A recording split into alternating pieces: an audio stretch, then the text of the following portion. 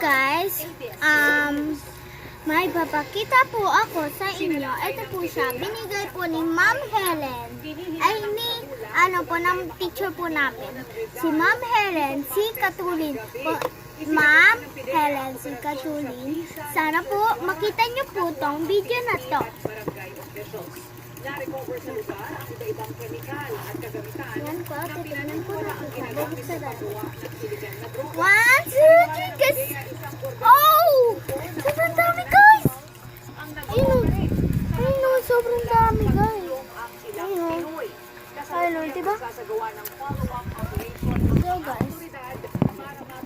Ito muna ang mga highlighter. Wag na to, kasi marami naman na. Ito. Ito, parang highlighter.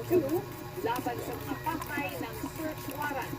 Na, ano naman siya, guys. At 2 linggo bago ang pagsusunod Ito. ng bumibigat ng trapiko sa Ayan, ito to. kalsada sa Ayan. Metro Manila. Kaya ang MMDA puspusa na rin ang Tapos, tignan po para natin pakita yung mga ano. Ito, sobrang ganda nito. nagpapatrol si Francis Orsio. Francis, ano Wow, ba dahilan ganda. bakit mas lalo pang Ganda. bumibigat ang daloy ng trapiko? Ay, Malawi. Ito yung importante. Ano ang solusyon dito ng gobyerno? Sarap.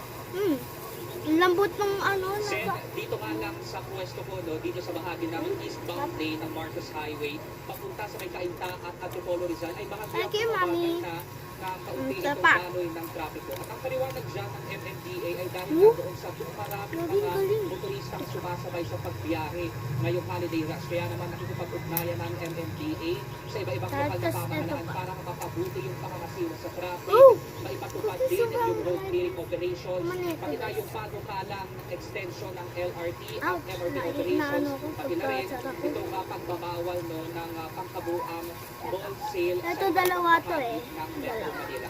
Itong isa. Ito pa. Dalawa Isang po oras sila. na Purple po. naghihintay ng masasakyang jeep ang 72 anyos na si Maribel at kanyang apo sa kahabaan ng Marcos Highway. Thank you po kay Ma'am Galing pa silang Marikina Helen. at pumunta sa Di ba isang po mall tapos sa na? Pasig. Baka sabihin niyo tapos na. yung mga Ito.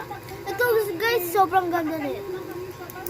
Ang law school student na si Marela, imbis na sumakay ng MRT sa pagpasok, pinipili na lang Tsaka, kanya mag-jeep para ay, makaiwas sa ito pa. Sa mga pakikipagsiksikan sa mga likod. pasahero. Sa likod ay dalawa lang. Tapos, tignan natin. Parang may umbok dito guys. Dito. Tignan natin.